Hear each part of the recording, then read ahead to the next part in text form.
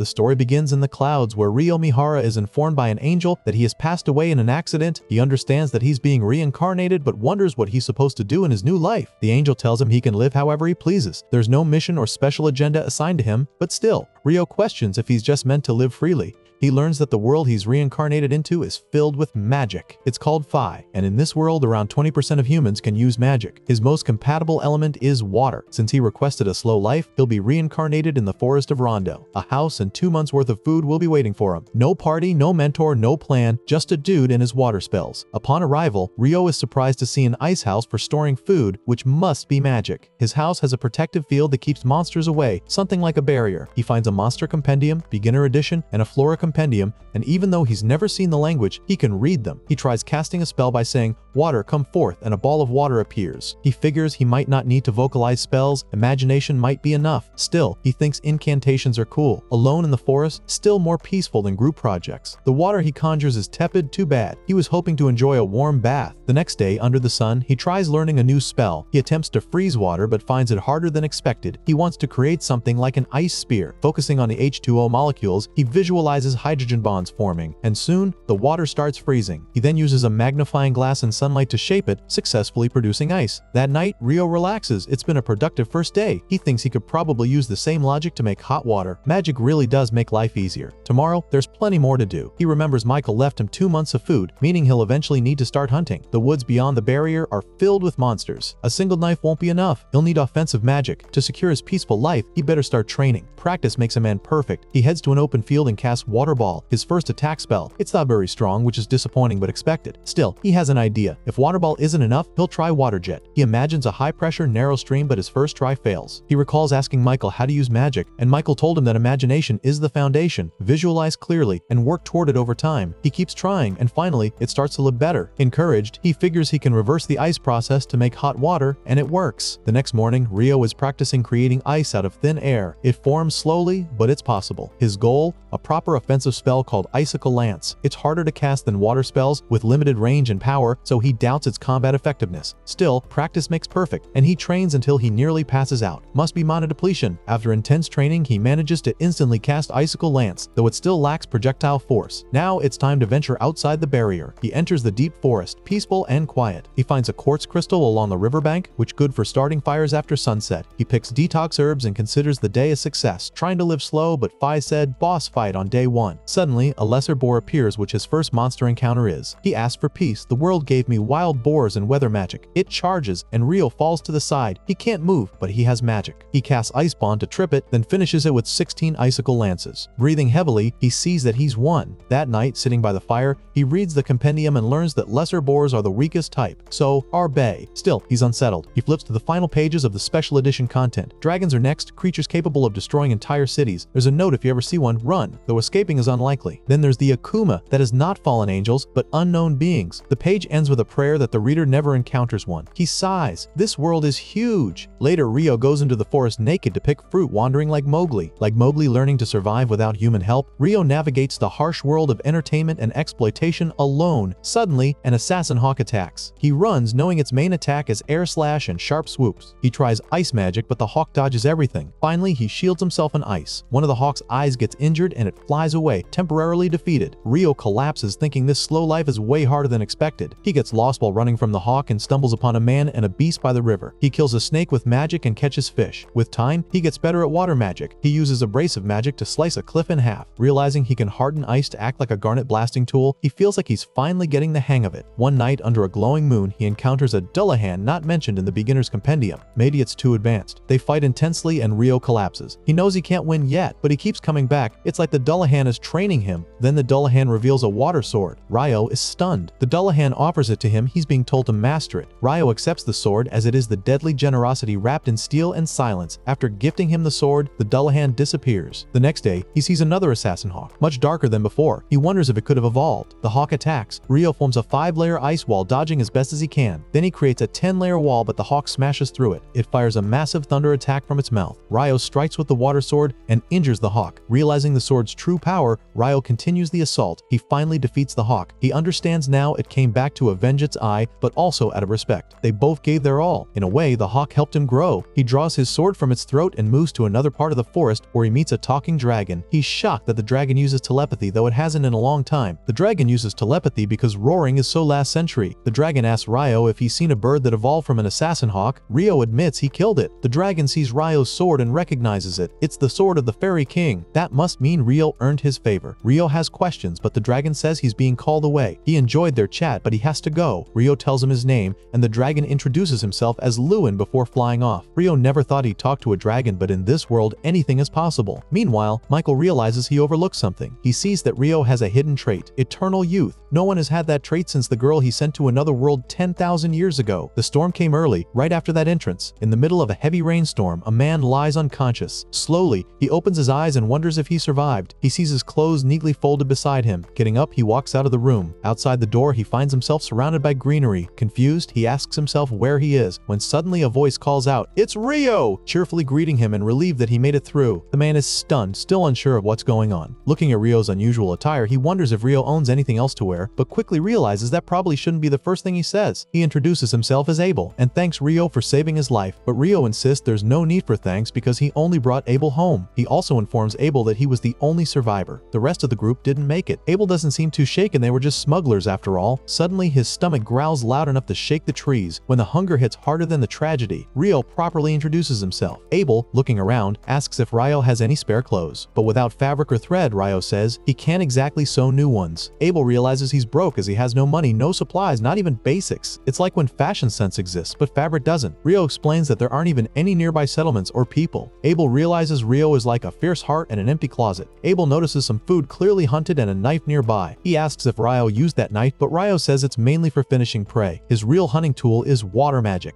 Abel is impressed. He tells Ryo that even in the central provinces, only about half the population can use magic. Ryo recalls that Michael told him only about 20% can use it in Phi. Abel then asks to be shown the coastline. He wants to confirm something. As they walk, he assumes Ryo must have lost everything and been forced into this rugged lifestyle. Abel offers to take the front line if trouble arises, but Ryo initially refuses. Abel insists that he doesn't want to be the guy who always gets saved. That would ruin his reputation. Abel fears that his hero status slowly turning into sidekick status. Ryo agrees to stay back. When they reach the shore, all the bodies are gone, maybe eaten or just washed out to sea. Looks like they missed their funeral by high tide. Abel knows he would have ended up like them if Ryo hadn't saved him. He explores the wrecked boat, while Ryo continues calling him Mr. Abel. Abel protests that his lifesaver can be so formal. He tells him to just call him Abel. Ryo agrees and Abel smiles. He's happy to be addressed normally. Abel fails to find what he was searching for in the boat. Ryo asks about his next move. Abel decides to try rendezvousing with his companions, starting with the town of Loon, but he thinks he's been swept far south. Unsure of his location, he asks Ryo to act as a guide. Ryo agrees. As they set off, Ryo takes a moment that night to say goodbye to someone. Abel thought Ryo said no one lived nearby. Maybe he's paying respects. Ryo visits the Dullahan and tells him he'll be away from the forest of Rondo for a while. He thanks him and requests one final spar, promising to give it his all. After an intense bout, Ryo is left panting. The Dullahan responds by creating a massive water ball that transforms into a flowing cape. Ryo accepts it with gratitude. Instant upgrade, from magician to mysterious hero. The next morning, he wears the cape with pride. Draped in style, ready to steal every scene, their journey begins. On the way, they encounter a wild boar. Abel swiftly slays it using combat skills. Ryo, unfamiliar with the concept, asks about it. Abel explains. That night, they camp out peacefully under the stars. The next morning, their journey continues. They spot a group of lizard folk. Ryo senses danger and kills them using icicle lance of level 4. Afterward, he magically crafts a cup of water and hands it to Abel, hydrated by elemental hydration. They continue walking. Abel shows Ryo a bronze florin, currency from the kingdom of Nightly where Loon is located. Ryo's never seen it. Abel explains that each province mints its coins, but they all follow the same denominations. Nightly is one of the 3 major powers, along with the Dabuhi Empire and the Handaloo Federation. Ryo finds Dabuhi a weird name. Suddenly, Abel hears stone shifting. Ryo quickly erects an ice wall, but they're surrounded. They'd wandered into a rock golem nest. Abel runs in with combat skills, but the golems regenerate. Ryo casts a 10-layer ice wall. It holds them off well. The final golem drops a large, vivid magic stone. Ryo hopes to collect more, but the others have already crumbled. Moving on, they see a massive hippo-like creature. Abel calls it a behemoth. From another direction, wyverns appear. Looks like they scored front row seats to a monster battle. The wyverns strike, but the behemoth shrugs off their attacks and annihilates them using magic negation. That night, they sit by the fire. Abel mentions traps and dungeons with similar magic nullifying effects. Ryo's eyes light up. He wants to explore a dungeon one day. Abel admits there's one in Looney, the town they're headed to, but didn't mention it earlier since he didn't know Ryo was into that sort of thing. They discussed dwarves and elves. Dwarves are mastersmiths and fierce fighters. Loon has a few. Elves mostly keep to their forest settlements. Ryo imagined them just like that. The two talked the whole night. The next day, they approach the mountains. Ryo predicts they're nearing human territory. Abel wonders where Ryo's getting this intel. Secretly, Ryo remembers what Lewin the talking dragon told him, that the land is surrounded by sea on 3 sides and mountains to the north, acting as a natural barrier. Ryo doesn't mention Lewin, brushing it off as a source beyond human understanding. Suddenly, a shadow appears above. A massive eagle stares down at them. Abel is drenched in sweat, frozen in fear. Ryo quickly tosses meat into the air. The eagle grabs it and flies off. Ryo breathes a sigh of relief. Abel, still shaken, notes that humans aren't built to fight beasts like that, and no one's seen behemoths or griffins for centuries. He suspects something's off about this place. Ryo thinks humans just haven't tried hard enough. Maybe the mountains kept the beasts out, but something brought them here, possibly someone. Soon they come upon a nest of wyverns. Abel warns that wyverns are far too much for the two of them. Normally, it takes a party of 20 seasoned adventurers, casualties included. Wyvern expected an army, got a dynamic duo instead. Even so, Ryo thinks avoiding a fight isn't possible. He asks if grounding them would make them easier to deal with. Abel agrees. Ryo casts an ice spear spell, raining frozen death from above and pinning the wyverns to the ground. Abel charges in and activates his combat skill known as Total Impalement. The combo wipes out the entire flock. Wyverns wanted 20, got 2, regretted everything. Abel harvests the magic stones. Turns out that was easier than expected. Abel wonders if they should be worried. Ryo turns to Abel and says to him that he prefers near-death battles to get his blood pumping. He is out here chasing boss fights for the adrenaline. Abel groans and tells him to stick to the plan. Ryo agrees, so long as Abel's up for it. Abel stares at the remaining wyvern flock. They will have to take them all down. They are not done yet. Time to clear the whole raid. Their journey resumes. Another peaceful day, and through it all, they're still together. After finally learning how to bonk wyverns like a pro, Ryo was ready to do it again and again. But Abel said, no way, no more fire-breathing chicken lizards today. Anyways, the best part that happened is that they got tons of shiny magic stones from the monsters. It was like finding treasure in a video game loot box. They walked pretty far north, but still had no clue where they were. Ryo guessed that maybe they are going to the Debuhi Empire. Abel laughed and said, nope, that place is way farther north. Good news, they hadn't gotten lost. Phew! Everyone sighed like they just avoided a giant spider. Abel didn't get why the Empire had a bad rap, but just saying the name made everyone shiver. Suddenly a road appeared, stretching like it wanted to help. Abel pointed and said, Kelati town is that way, road trip, here they go. Town meant comfy beds, yummy food, and no mosquitoes camping on their faces. Both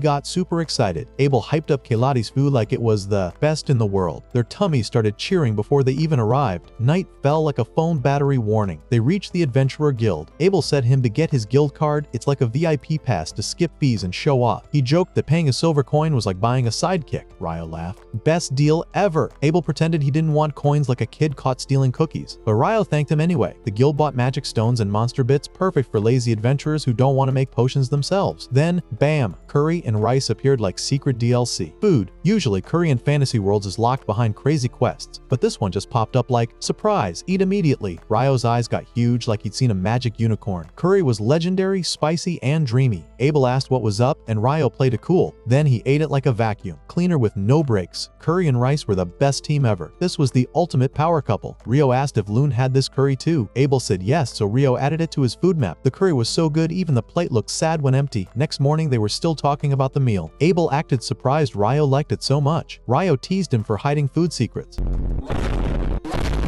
Ryo wanted to know about dessert, and Abel said he'd think about spilling the beans. They packed up and headed home. Golden wheat fields waved hello like friendly giants. A guard named Namur spotted Abel and thanked him. Abel paid the entry fee like a generous king. They went straight to the Adventurer Guild. Abel explained that newbies usually start at rank F, but with his recommendation, Ryo could start higher. Since Abel was B rank, he gave a big thumbs up for Ryo. Money wasn't a problem. Loot was like a treasure chest bursting with gold, but too much loot could crash the market. Abel trusted the guildmaster to handle it. Inside, people cheered like it was a surprise party. Abel's back, time to celebrate. While Abel got mobbed by fans, Ryo stood quietly. Then a girl appeared, said his clothes were cool, and left like a side quest. Ryo blinked. Abel grabbed him and told everyone Ryo saved his life. Hero status unlocked. Everyone thanked Ryo. His name started trending like a celebrity. Abel pushed for Ryo to get rank D. The receptionist said the Crimson Sword never gave recommendations. Abel said Ryo earned it. They needed proof, so a meeting with the guildmaster was set. Guildmaster Humaglass welcomed them. Super relieved Abel was alive. He nearly had a heart attack, he said. Hugh thanked Ryo like he saved the whole city. Ryo pulled out a sack of magic stones like a walking monster farm. Hugh's eyes popped big time. So many stones it looked like Rio soloed a raid boss. Abel said they came from wyverns near the scary Malefic Mountains. Hugh was shocked. Nobody crosses those mountains in lives? Abel asked if stones proved it. Spoiler, they did. Hugh approved. Rio's rank upgrade faster than a speedrun. Abel stamped it like a boss manager. Suddenly, a door slammed. A girl ran in and hugged Abel. Lynn, Rhea, and Warren, Abel's squad, joined the fun. Tears, hugs, and happy vibes filled the room. Hugh told Nina to do the paperwork. Crimson Sword was basically the town celebrity club. Ryo went from unknown to MVP in one cutscene. They wondered if rank D was too low. Hugh said even Abel couldn't solo wyvern, so Ryo must be powerful. The guildmaster didn't see a normal adventure, he saw a whole boss fight. Nina started the registration. She explained the steps. Free lodging for 300 days after joining. Monthly dungeon training classes. Rio signed up right away. Class started in 2 days at 9 a.m. Nina pointed to the clock and says him to not be late. She gave Rio a glowing registration crystal, like getting a game power-up. Bam, official adventurer unlocked. Hugh planned to spread the news of Abel's survival. Hype levels went way up. Time to collect payment for the escort mission. Abel wanted to buy Rio clothes and a staff, but Rio didn't have a staff, just a tiny sword hidden like a secret weapon. He cast spells without gear. Total cheat code move. Rio asks him how the world worked. Turns out it had days, weeks, and months just like Earth. Measurements were in centimeters and curry was everywhere. Abel came back with gear. The squad threw a mini party for Rio. Food, laughs, and clapping. Rio was the guest of honor. Abel's return was the spark everyone needed. After the party, Rio walked with Nina. She said Ra admired Abel. Nils and Ito popped up, training nearby. They waved like friendly NPCs. Nina left and the boys started chatting. Nils said Nina was pretty. Ito joked all clerks were super competitive. One of them said the real dream was to be awesome and get noticed by cool girls. Nina came back with a new adventurer, Eamon, 16, ready to start his journey. She and Ryo would attend the dungeon course together. Party members unlocked. Meanwhile, Abel's squad argued about magic. Lynn, the friend of Abel, didn't believe water magic was strong. Ice walls floating in air. Sounds like a fairy tale. Abel said Ryo's magic was next level. Even Ryo was impressed. Lynn doubted ice spears could break wyvern windshields. Abel swore it happened. Rhea told stories about the Inferno magician who burned armies solo. She compared Rio to that. If Rio joined the Empire, game over. Abel said don't worry. The Debui Empire had a cursed name and bad vibes. The squad didn't get it but trusted Abel. For now, chill mode was on. One thing was clear, Rio was special. The big dungeon adventure finally started. The squad was super excited but also a little nervous, like when waiting for the ice cream truck to arrive. Amon was bouncing around like a squirrel who drank 10 cups of coffee. Rio joked that if he used up all his energy now, he would be snoozing by lunchtime. Everyone laughed, but the butterflies in their stomachs kept fluttering. Before going in, the teacher gathered everyone for a quick question time. Rio surprised everyone by asking if teleporting to places already visited in the dungeon was possible. The teacher blinked like, wait, seriously? Then smiled and said that in some dungeons far south, sure, but not in their hometown dungeon, Loon. Just stories and wishful thinking there. Eamon looked at Rio like he just found out he was secretly a wizard spy. Rio shrugged and said he heard it from someone once. Still, it felt like secret info. The dungeon wasn't just some scary hole, it was like the town's big, creepy basement. The whole city had grown around it, like a giant tree with roots underground. Near the town gate was the guild office, where adventurers usually signed in and out, but today was special. It was school time for monster fighters. The squad stepped into the dungeon's first layer. No scary monsters yet, just a gentle warm-up. Like training wheels on a bike, but in a dark, spooky cave. They could explore freely but had to stay near the teacher. Suddenly, the air buzzed. Rio and Eamon both felt it. Something was nearby. Rio pointed, and out came a soldier ant, the tutorial boss of the dungeon bugs. It might look small, but its neck was its weak spot. Anyone who ignored that usually got smacked hard. Rio fired his Icicle Lance 8 spell like a frosty rocket launcher. Eamon followed with a sharp sword slash. The ant fell down, defeated. Loot time! They grabbed a magic stone, because no first mission feels complete without treasure to brag about. The sun set, and the team finished with 0 injuries. Score! Back at the base, Ito's eyes sparkled as he praised Ryo's first strike. Amon was ready for round 2, wanting to jump back in right away, but dungeon solo wasn't the best idea. Rio offered to join next time and planned a trip to the 3rd layer. They'd heard soldier ants were showing up in the wrong places, trouble brewing. Abel, the cool local adventurer, dropped by with news. Soldier ants were digging up early. Smart bugs, bad timing. Rio teased that veterans were picking on newbies. Abel laughed and called it motivational therapy, like tough love from monsters. Then came introductions. Abel, the walking chaos, asked Ryo's roommates to babysit him, not because he was weak, but because of some weird habits. Nils, already half a fanboy, introduced himself with so much excitement he could have named a pet after Abel. They shook hands like they just signed a game contract. He reminded everyone to stay alive, classic adventurer advice. When asked why he was late, he said he'd just returned from a crazy time warp quest. Then Rhea showed up, pulling Abel to meet the guildmaster. Lynn stared at Rio like she was trying to read secret cheat codes in his brain. The squad disappeared down the hallway, Abel being dragged like a stubborn kid refusing bedtime. On the way back, Rhea told Lynn to calm down a bit. Lynn didn't blink, too focused on Rio's skills. Abel joked the magic show was just getting started, so lots of drama ahead. The next monster hut began with Eamon slicing enemies like chopping onions, fast and smooth, reminding everyone of Abel's style. Eamon shared that his teacher was Kiro, a retired adventurer from a famous royal sword school. Top-tier training, like the Olympics of sword fighting. Rio, mostly known as a mage, handled his sword like he had a grudge. His fighting style had no fancy name, just pure vibes. He told Eamon to think of training like running a marathon. Build stamina now, look cool later. Even Abel, the natural talent, didn't skip basic drills. Discipline mattered. Eamon got inspired, ready to practice hard and level up. The next day, Rio skipped dungeon duty and hit the library. First trip, he left with a bag full of magic books and a cookbook, because adventuring needs brains and snacks. While Rio was thinking about book prices, the sky suddenly went dark, not just cloudy, but a full eclipse. Then, out of nowhere, fire magic rained down like a fiery disco party. Quick on his feet, Rio used ice magic to dodge the fiery doom. Then, a mysterious girl. Her eyes were like fire alarms and her attitude was even hotter. Rio sensed danger, maybe an Akuma, maybe worse. Escape crossed his mind, but he had just enough time to cast a protective barrier. Even her famous Hellfire attack got blocked. She was impressed but thought Rio's magic was bold and a little silly. Then she noticed the Fairy King's robes he wore. Her mood switched instantly. No more fireballs, now weapons were drawn. She charged like a rollerblading tornado. Rio dodged and parried, sparks flying everywhere. Her attacks were fast but didn't have the pressure of true masters. Still, she fought fiercely and demanded to know who Rio was. A new wave of strikes came. Rio blocked and countered, landing a clean hit. She healed in the middle of battle like a boss character, laughing arrogantly. Then, out of nowhere, a surprise fireball hit her. She vanished, only to reappear after the sky cleared. She said the fight was fun and that it had been ages since she felt so alive. Her name was Leonor Urraca Albuquerque, fancy enough to be royalty, and her favorite hobby was chaos. Before leaving, she boldly claimed Rio as her property, which sounds so wild. She promised to come back stronger. Rio's future just got bookmarked by a firestorm. Exhausted, he limped away. But just as he headed out, shock struck. His roommates were under attack. Time for a dramatic entrance? No warning, just icy justice from Rio. The attackers didn't stand a chance. Dan, the ringleader from room 11, got introduced to Regret. Rio handed Ito a healing potion and told the team to rest. Ito patched the bruises with magic. No broken bones, but the hits felt like getting run over by a truck. That attack, if it had landed better, could have been disastrous. But Rio promised to explain everything later. The battlefield cooled down like leftover fries. Kinda sad, but still there. Goblins disappeared faster than cookies when someone says, "Who wants dessert?" Rio kept thinking about yesterday's fight like it was the hardest video game level ever. Leonor's magic was wild, fast and flashy, like a dance party where everyone's showing off their coolest moves. If her spells had a TikTok, they'd have millions of views and sparkly effects. Time to get stronger,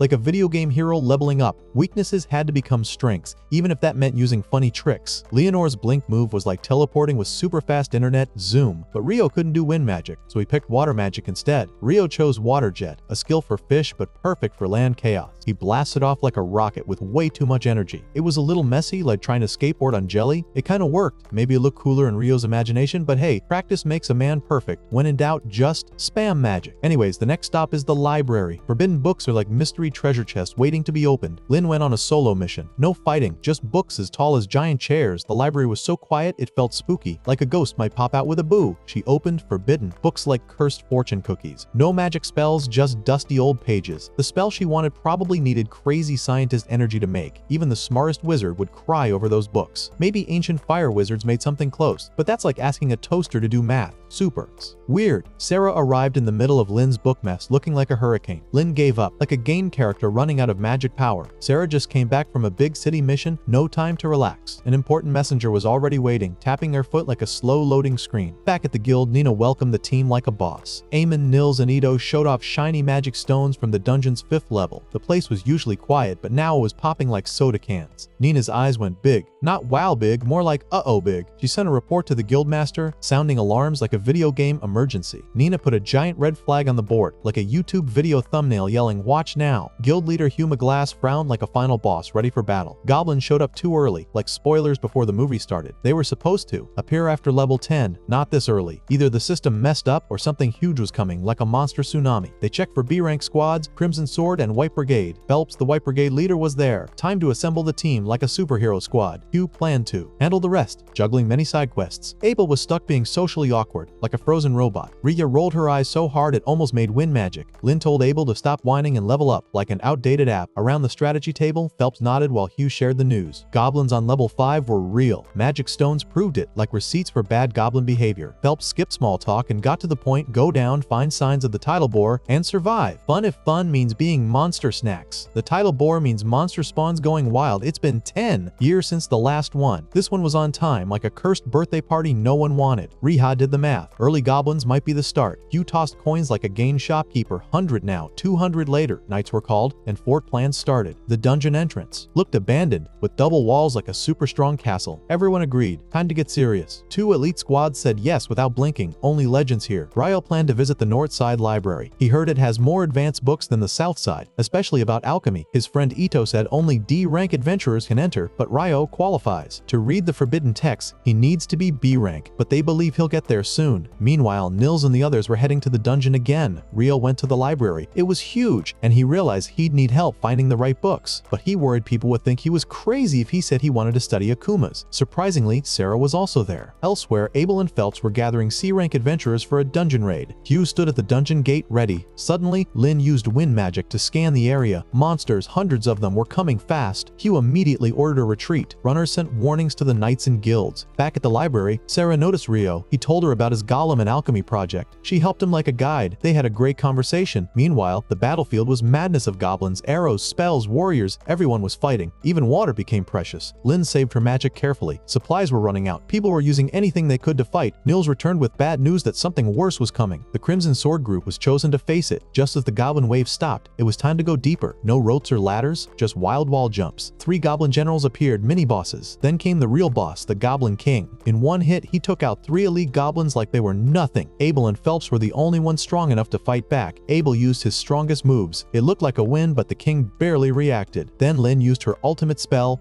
Bullet Rain. Magic fell from the sky like a storm. They finally beat the Goblin King. Phelps was amazed. Back at the library, he left with sharp eyes and big dreams. His golem plan was just beginning, and the real adventure hadn't even started yet. All the guys are having a blast at the party. They are drinking as if they have not had a drink in ages. They are eating meat like they have never seen it before. Ryo is shocked to witness this party scene. Meanwhile, Hugh is envious of the guys who are able to join the party. He wishes he could be drinking. He is overburdened with work. He manages the guild, makes reports to the capital, requests for funds for the great tidal boar handles, paperwork for payouts, does assessments of the adventurers who participated, and plans to restore and replenish the facilities. He has a lot on his plate to handle for a human. He is worried that researchers from the capital are going to show up wanting to study what happened, even though the dungeon is going to be sealed for a month. He is definitely underwater. They are celebrating the end of the great tidal boar at the guild. Lynn and Rhea enter the guild together. Ryo has his priorities straight. He finds the celebration to be a good reason to drink alcohol. Nils approaches him to tell him that he should have seen Abel when Abel thrust his sword at the Goblin King and gave Lynn the signal to unleash a crazy spell. Abel is the only one who was able to dodge one of the most powerful wind spells, the Bullet Rain with the sword skill, Perfect Shadow. Abel says it is a technique for dodging any kind of ranged attack, including magic. Everyone is really impressed by Abel's abilities. Lynn and Rhea come to find Abel. Rhea knew he would be with Ryo. She asks Abel if Ryo is his favorite pal, and Ryo feels a bit of hostility. Lynn asks Ryo if he is really able to conjure an ice wall way up in the air. Ryo reveals that 40 meters or more is his limit. It is not child's play, and it took Ryo quite a while to master. Most people cannot do it at all. Lynn asks him if it is some kind of original spell because most magic is invoked by reciting existing incantations. Ryo explains that it comes down to personal preference and everyone has a different style of incantations. After hearing that the buffet is closing soon, Ryo takes his leave from Lynn and Rhea. Abel says that Ryo can cast spells even without incantations, and this goes beyond strange. Later, Nils, Eamon, and Ito stand in front of the dungeon feeling hopeless after finding no jobs. Ryo approaches them to learn the reason they are not working. With the dungeon closed, they thought of taking some collection quests on the surface, but there has been such an influx the past few days that buyers are rescinding their usual requests. Ryo is looking for some ore, but it is all sold out. He needed it because he wanted to practice alchemy. Ito asks if he is talking about magic copper ore, which is really expensive. Ryo found one at the store for 50 gold coins. Ryo is rich while others cannot even earn if they want to. Ryo offers the 3 of them a job. There is a magic copper ore vein outside the dungeon, and Ryo wants to find it. There is an abandoned mine near the village of Rusay. Ryo offers them 4 gold coins as pay, and he will buy the magic copper ore for 25 gold coins per piece. His only concern is that the 3 of them make it back safely. Later, Ryo witnesses some evil guys harassing a girl. A man is trying to save her from the armed men. One armed man takes out his sword to teach the poor guy a lesson for getting in his way. But suddenly the armed man fell over and could not move his leg. It was Phelps doing as he was standing behind them. He shouts at them for behaving without manners while being knights of the kingdom. Phelps is annoyed nobleman and heir to the House of Heinlein. He is the son of the former Knights commander. The Knights quickly vanish from the scene on Phelps's orders. Phelps encourages Dan, the man who intervened to save the girl. Phelps looks up at the window and greets Rio. Phelps introduces himself as the captain of the White Brigade. Phelps has heard about Rio's magic power through Abel. Rio and Abel sit together at the cafe. Rio refuses to treat Abel to lunch as he is the junior. Rio teases Abel that there must be a lucky girl who has caught his eye. Abel tells Rio that Lynn has a crush on Warren. Rio thinks they are a striking pair and that love can overcome a little height difference. Rio knows that Abel is interested in Riha, and Abel's reaction just confirmed it. He might as well have hearts popping out of his eyes. Abel decides to use Rio's help. One of the dispatchers sent to Lune is an old friend of Abel's. Abel is trying to collect some runaway knights tonight before they cause trouble. Rio spots some unknown adventurers who are hiding their faces. Many travelers come to explore the dungeon from time to time, but the thing is, the dungeon is closed at the moment. Rio and Abel catch them and hand them over to the guards. Later, a bunch of knights follow Phelps to take their revenge. Shenna takes the matter into her own hands and deals with them even before they bother Phelps. Hugh agrees to open the dungeon on the Majesty's request, but he makes himself clear that if anything happens, then the town of Line and the guild would not be held responsible. A girl with big blue eyes approaches Rio. She is nervous. She asks Rio to take her to the guild quickly. She hands an envelope to Abel sent by Professor Hilarion. The professor has asked for the guild support for the court magicians as they investigate the dungeon. The dungeon is closed because decades ago an A-rank party never returned from it. Their leader was said to be superhuman and he still did not make it back alive. No one knows what goes on in the dungeon following a great title bore. Sounds like a 1-star review. The dungeon is going to be open tomorrow, but some adventurers are sad because only D-rankers and above will be allowed to enter. The next morning, Hugh gives a briefing to all members regarding the dungeon. The E and F rankers are not invited to the investigation team. Rio raises a question about a magic stone being discovered from the monsters in the boar. Hugh reveals that all of the magic stones collected from the great title boar were pale. That includes the Goblin King and the Goblin Generals. Rio regrets asking the man a simple question. The man sent from the capital, Clive Staples, investigates the dungeon with his team. They find a large entrance inside that might be connected to another location, maybe to paradise or hell. Clive refers to it as the gate for their purposes. He orders his men to set up the equipment and begin examining it as soon as possible. Abel asks Lynn, Rihia, and Warren if they are all alright. They have been relocated and don't know where they are. They start examining their surroundings because they have no idea what might be coming. The director Staples thinks the gate was responsible for what happened. The theory is that the monsters from this great title boar came from below the 38th layer of the dungeon. There is a high chance the gate was the source of it all. He believes that discovering the real root of the title boar, which contradicts the prevailing theory, will make an excellent finding. He decides to build scaffolding for his ascent to department head. They notice something strange that catches their attention. They are shocked to see the readings have vanished. Meanwhile, Christopher Blatt from the College of Magic comes there. He asks if there is something anomalous in the dungeon. Moments ago, people entering the dungeon disappeared while making their way in with the local adventurers they had hired.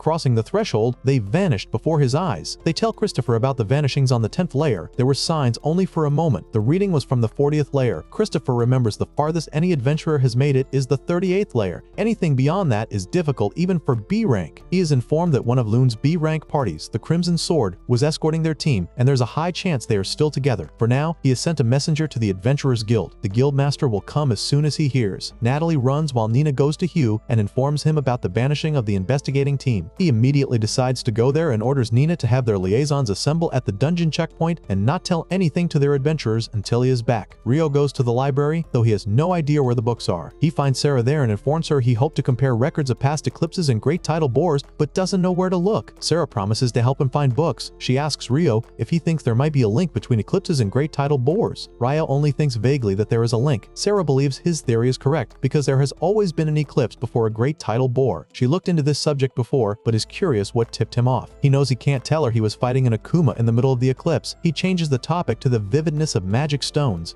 She knows the longer a monster lives, the more vivid its stone becomes. She tells him about pale stones, which imply the monsters only recently spawned. He tells about goblins and their generals and kings. It is unheard of for a cohort like that to spawn suddenly, but if they were created artificially, that would have taken considerable energy. He questions whether she already knew the magic stones were pale. She knew from past records which are not in good condition, so even librarians don't know about them. On the other hand, Harold Lawrence tells Abel the sensation they felt was just like he experienced teleportation in a dungeon of the Western Province. They don't know where they are currently. It is safe to say they were forcibly relocated. Harold sees that the wind magic in this device appears to be working. The air here is bothering him. He asks Rhea if it reminds her of anything. She is reminded of Sanctuary Square, as in the spell only the highest ranked priests can cast. Its protection is said to deflect all offensive spells and physical attacks. Abel concludes they have been trapped inside some kind of barrier. He asks Lynn if she can use Prove to check for anything of note note around them. She detects multiple humans at about 500 meters ahead. Harold thinks they can assume Clive and his team were whisked to wherever this is. They decide to rendezvous. Meanwhile, Hugh is informed about the reading. He cannot believe this because even if they mobilize every adventurer in town, they would never make it that far. Christopher questions why these people vanished. He apologizes to Hugh because he and his subordinate cannot risk going into a situation so uncertain. Hugh realizes they can only pray for their safety. Meanwhile, the team is getting killed by devils. They are requested to stay inside their barriers. Clive has only read about them before, but they match the description. Abel and Harold wonder what is going on. Rhea tells them about devils who are enemies of the gods and angels and are stronger than humans. Harold tells his team to get ready to hem them in. They launch air javelin, fire javelin, and stone javelin. Rhea thinks magic is ineffective against them, but Harold says it has never been confirmed. There are too many devils, so Harold thinks they will be out of mana. Harold tells Abel the fourth volley will be their last as they have no firepower left. Abel decides to move to melee combat. The Crimson Sword group fights the devils. Harold sees that the Crimson Sword lives up to its reputation. They kill devils one after another. Lynn and Rhea are out of mana. Still 6 devils left. Rhea points at a devil she thinks might be a demon prince because he has different colored eyes. A demon prince is the immature form of a demon lord. Only 4 can exist at once. One will become the demon lord. There is no record of anyone except a hero defeating one. Abel goes in intending to beat them all except the prince. He believes in exceptions. The demon prince hits Rhea, wanting to do this one-on-one. He is frighteningly fast and strong. Abel cannot envision a way to win. Their spells have been deflected. The devils break the barriers and kill those men. Abel stays strong. He enables his zero turn, trying hard to hit the demon prince but fails. The demon prince is about to slaughter Abel when Rhea cries. Her tear brings Rio to the place, who asks Abel if he is hurt. Rio never thought he would see Abel on the verge of death because of something like that. Rio seeing Abel almost dead over something so weak is like watching a lion trip on a pebble. Rio tells them to head back and ensures to handle the demon prince. Rio cannot believe anything. This weak is kin to a demon lord. He enables his Icicle Lance 6 and Water Jet, which kills 3 devils at once. He takes out his sword to get over of the demon prince. Natalie rapidly huffs as Ito shares news of Ryo's location in the North Side Library. Without a moment's hesitation, Natalie runs to Ryo and informs the adventurer about the missing Abel and the rest of the party. An ice cart forms immediately, and the two set off. Abel's instructions were for Natalie to turn to Ryo whenever a problem arises and Abel is not around. Like a loyal sidekick, the adventurer always knows when to show up. Ryo enters the dungeon. Using magical powers, the adventurer descends deep inside to rescue Abel and the party. Like a delivery service, the hero makes a special drop-off at the deepest level. In the present time, Ryo stands before the demon prince. With a single blow, the figure slices the head of the demon king, but the head reattaches. The demon king survives. Rio considers the demon king to be a weakling and decides to test the regenerative capacity. Rio's power, Abrasive Jet, shatters the demon king's magic stone. Like a science experiment, Rio tests the limits of magic. Abel thanks Rio for the rescue, but Rio requests to receive the gratitude in the form of dinner at a cafe, like a superhero who prefers a free meal over a medal. The members of the Crimson Sword are also relieved to see Abel safe and sound. Harold Lawrence, an advisor at the Bureau of Royal Magicians and the representative for the court investigation, thanks Rio for the assistance. Harold is sad because not all party members are alive. Abel and Ryo go to retrieve the devil magic stones. The plan is to split the money from the sale of the stones among the families of the fallen. The adventurers have never faced the devils before. Apparently, the creatures have not appeared in the central provinces for hundreds of years. After deep thought, Ryo says that when descending from layer 39, a special field was present, but it disappeared at some point. The adventurer thinks this must be because the demon prince was defeated. Ryo also noticed something strange near the stairs after using a probe spell on the 39th layer. Later, a black magic crystal is found. It is Harold's first time seeing a magic stone from a devil, as a previous encounter in the Western Province ended without success. Devils are said to appear suddenly and randomly, which suggests they can use space-time magic. Meanwhile, Leonore takes a peek after noticing something strange and finds herself before a man-made altar. A hero named Roman calls her a demon lord and tells her to stop. The group is protecting the altar, built upon great sacrifices, as it is well known that lighting it will cause the demon lord to appear. Roman declares that a hero is present and will slay the demon lord. Leonore laughs abruptly. The battle ends before it even begins. She slashes Roman with a sword. The others get scared as she collects the sacred jewel. A memory of Rio, a very strong human unlike the others, comes to mind. Leonore says that a demon lord is not present, tells Roman that there are humans 10,000 times stronger, and then departs. Elsewhere, adventures from Lune are warped into the 10th and 11th layers. Like a bad hero movie, the villain is way more powerful than advertised. The adventurers see the magical stone, which was giving off mana just moments ago. Harold takes it as evidence. On the way back, Abel thanks Ryo for the rescue. In return for the favor, Ryo asks Abel for some information, the best curry shop in Lune. Abel promises to take Ryo to the curry shop for a treat. Like a negotiation, the adventurer asks for a very specific reward. Later on, the group meets Hugh, who is relieved to see Abel is safe. Hugh thought the party was done for this time. Hugh sees Ryo and demands to know what the adventurer was thinking when pushing the guards aside and entering the dungeon. Harold stops Hugh from getting harsh on Rio, stating that the group is alive because of Ryo's actions. Hugh thanks Ryo for saving everyone. Later, Harold informs Ryo about the devils and the Demon King. Harold tells the whole story of what happened. Like a narrator, Harold provides all the details. He is very impressed by Ryo, who killed the Demon King in a flash of light. A sense of relief comes from knowing the country has a good magician. Instructions are given to Hugh to keep Ryo's name away from the brain-dead aristocrats, and a decision is made to leave no official record of the deed. Like a PR manager, Harold tries to keep the new star out of the public eye. Later on, Ryo has full stamina and runs fast, but the others are already tired. A hero finds Sarah sitting in a cafe. Coincidentally, the smell of curry entices the adventurer into the shop where Sarah is found. Rare, the two converse. Sarah asks about Ryo's rank and living situation. Sitting together, they eat a medium-hot curry. Like a hungry superhero, the hero follows the scent of a good meal. After finishing the curry, Ryo asks about Sarah and discovers that she is a swordsmanship instructor for the Margrave Loon Order for Knights. She asks Ryo to join a mock bout. On the battlefield, Sarah realizes that Ryo has not been able to scratch the itch for combat. Sarah wields both a blade and magic, so a sense of knowing about the adventurer's sword-fighting style is present. The fight begins. None of the knights could avoid Sarah's charges, but Ryo is able to dodge them alone. Sarah gets faster, but Ryo keeps dodging the attacks. Sarah surrenders and hugs Ryo, relieved because of the amazing performance. Like a star athlete on a team of rookies, the adventurer stands out from the rest. Sarah is surprised to learn that the Fairy King taught Ryo to fight. She is able to tell on an intuitive level thanks to her race. A sense is present that the Fairy King took a liking to the adventurer, especially since a robe was also gifted. The Fairy King is a legend, so the fact that Ryo was taught by a legend is very odd. A girl named Ria Lita comes to inform Sarah about a class. Sarah orders Ria Lita to show Ryo the way home. While on the way back, Hugh sees Ryo. Hugh is surprised to see Ryo and asks the adventurer to sit inside the carriage. Hugh expresses gratitude for Ryo's rescue of everyone, but also says that an order for guards not to enter the dungeon cannot be ignored. A punishment job is assigned. Like a principal, he gives a punishment that is actually a reward. Ryo receives a non-dungeon job as a punishment. The job involves a round trip to a destination called Whitnash to see some merchants and then return. Like a punishment that's actually a nice vacation. A few days later, Nils suddenly approaches Ryo at the dormitory with a serious expression and formally requests his assistance. Curious about the matter, Ryo asks what has him so worked up. Nils explains that his hometown has asked for help in exterminating monsters. The quest is only available for D-rank adventurers, but since the rest of his group is stuck at E rank or lower, he wants Ryo to temporarily join them so they can qualify. Edo then comments that goblins and skeletons are unusual companions, rarely appearing in the same territory. This makes Ryo laugh out loud, admitting that he hasn't had the chance to fight skeletons in this world yet. Excited by the idea, he agrees to accept the mission, and the group heads straight for the guild. When they arrive, Hugh double-checks whether they are confident about accepting such a dangerous task, especially since the village in question is nearby. Nils insists that he must return to support his people. Hugh informs them that he already dispatched 2 groups in E rank and even a D rank team, but both failed to deal with the monsters. The revelation shocks everyone, since neither goblins nor skeletons should be this troublesome. Hugh adds that the D rank team claimed the villagers were uncooperative, which strikes Nils as strange because his villagers are not the type to turn away allies. With a sigh, Hugh allows them to accept the quest, admitting that, as someone raised in a small village himself, he understands the sense of duty. Still, he warns them about the danger and reminds Ryo that his mandatory escort assignment begins soon, though this quest can be finished beforehand. The group sets off and reaches the village quickly thanks to the stamina they've built from daily training. The villagers warmly welcome Nils, much to Ryo's surprise, as he assumed Nils had been cast out for his antics. Nils fumes at the comment, though he can't fully deny it. Leaving the group, he meets with the chief, Bulan, who greets him with joy. After Nils introduces his companions, the discussion shifts to the monster hunting mission. Bulan notes that things might proceed more smoothly this time since Nils knows the local traditions, but Nils asks about the strange rumor of villagers refusing to cooperate with the D-rank adventurers. Bulan explains, when the first E-rank party came, they ignored local warnings and entered the forbidden depths of the forest, returning injured and empty-handed. Because of that failure, trust was already broken by the time the D-rank group arrived, and the villagers rejected them outright. Nils understands their reaction, though he also knows his companions need more context. Unfortunately, the full truth is considered a village secret. He promises to request permission from the council before revealing more. That evening, they stay at Nils's home, where his younger brother and sister greet them. The siblings recall how Nils dreamed of becoming an adventurer the moment he came of age, but after their parents' death, he remained behind to raise them until they could stand on their own. Soon, Nils returns from his meeting with the village council, announcing that he has been granted permission to share the secret. He makes his friends promise to keep it confidential and begins to explain that their village is unique in 2 ways. First, a guardian beast resides in the eastern forest. The very idea excites Ryo, who immediately imagines a scenario where the beast becomes corrupted by a dark god and attacks them. Nils pulls him out of his daydream with irritation and continues, the second special feature is the village shrine. He explains that the elder herself will show them the shrine tomorrow and urges everyone to rest for the upcoming fight. The following day, Bulan escorts them to the outskirts where goblins are known to roam. Ito and Amen notice fresh tracks and suspect a nest nearby. Suddenly, Ryo senses goblins approaching. Nils proposes proposes they eliminate all but one, allowing the survivor to retreat home and reveal the nest's location. Soon, the goblins appear, and Ryo traps them with ice magic. The others strike down the helpless enemies, sparing one who flees toward the cave. They trail the creature and watch it chatter to others outside. Ryo quickly freezes the group, letting his companions finish them. Moments later, the goblin general emerges, towering over the rest. Fear ripples through the party, but Ryo shackles the monster with icy chains and calls for Nils to strike the final blow. Together, they kill the goblin boss, harvest the core, and return to the village triumphant. Back home, the elder awaits, pleased with their success. She leads them toward the shrine, carrying a staff with a charm that catches Ito's attention. As he questions her, Ryo once again drifts into fanciful thoughts of the guardian beast turning evil. Nils scolds him before Ito identifies the charm as the emblem of the Earth Mother Goddess. The elder, impressed by his knowledge, explains that long ago, 7 gods were worshipped throughout the land, but now nearly all devotion is directed toward the goddess of light. Her village, however, has preserved its devotion to the Earth Goddess across generations. She adds that she herself wields healing magic. Soon they reach the guardian beast's cavern. Calling him forth, she introduces Nils and his companions. Ryo eagerly awaits a terrifying monster, only for a massive wolf to step out. Disappointment flickers across his face, though the wolf introduces himself kindly. To everyone's shock, the beast shares his name, Enkuazen, with Ryo, something he had never done for humans before. Enkuazen explains that humans find his true name unpronounceable, so he rarely offers it. He reveals his kinship with fairies and admits Ryo's aura is exceptionally pleasant. Though baffled, Ryo recalls how warmly the Fairy King treated him, realizing there must be something special about him after all. The wolf then explains the task. Within the shrine are 30 skeletons, sealed alongside a powerful leader, and he has been suppressing them all this time. They must be defeated before confronting the boss. The party agrees. Ito unleashes his light magic to shatter the regular skeletons quickly. Once they are down, Eamon and Nils push open the shrine doors, revealing the colossal skeleton commander. Ryo transforms their swords into ice-forged hammers and tells him to strike while he restrains the monster. Before the fight begins, he creates a huge ice flower in the sky. At the signal, Enkuazen releases the seal and the boss charges out. Ryo manipulates the ice to make the beast slip repeatedly, giving Amon and Nils the chance to pummel it until it finally collapses. With victory secured, the group ventures into the shrine's depths, an area even the elder had never entered. There, they find a statue of the Earth Goddess holding a shattered orb. The elder recalls that long ago, the statue's jewel glowed brightly before darkening and eventually breaking apart. She also remembers Enkuazen mentioning that unusual mana flows into this cave from elsewhere, likely spawning the monsters. Concerned, she seals the shrine with magic to prevent further corruption from escaping. With their mission complete, the adventurers head home. Along the way, they remark that nearly 300 days have passed since they first began their journey, meaning their dormitory stay will soon end. Nils and Ito reveal that they've already started planning for that day and invite Ryo and Amon to move into a rented house with them. Amon accepts immediately, while Ryo hesitates, explaining that he needs more time to consider the offer since other matters weigh on his mind. Upon their return journey, Ryo considers that he might just be in time for the rice harvest if he heads back to the Rondo Forest after his current job. He learns that Nils wants to name his party Room 10. This will be their first job as a new party, and although they have never done escort work before, they are confident they can handle it with Ryo's help. Ryo notes that they have 9 days between their arrival and departure, which coincides with the city of Whitnash's Open Port Festival, an event that occurs every 5 years. Ryo is very excited to hear about the festivities. The party arrives in Whitnash and finds a lively festival in full swing, with countless food stalls. They all rush to get something to eat. Ryo enjoys a plate of fish and chips, and everyone else finds their favorite foods to enjoy. The next morning, a white-haired man named Oscar, who is the lieutenant, is informed by an informant that a carriage from the monarchy of Kufaris is experiencing issues causing a traffic jam. Oscar finds it strange that His Majesty would want them to investigate the sea, given that the empire is landlocked. He speculates that the king might be taking care of some personal business while Princess Fiona is away. The informant mentions that Fiona has incredible magical talent and dedication, having become a commander in the court's magic divisions at only 17,